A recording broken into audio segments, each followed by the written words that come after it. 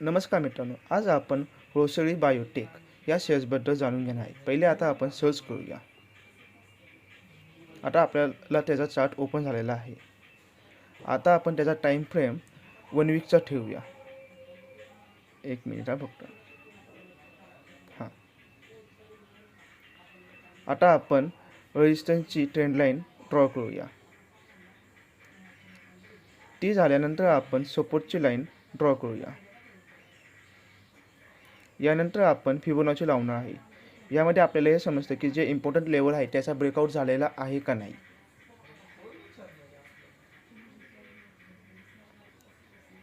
आपल्या 50च्या लेवलचा अजून ब्रेकआउट व्हायचा आहे।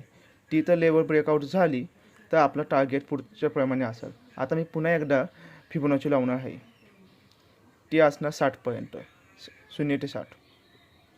आता आपल्याला आपलं टार्गेट समजलं आहे की मार्केट कुठपर्यंत जाईल।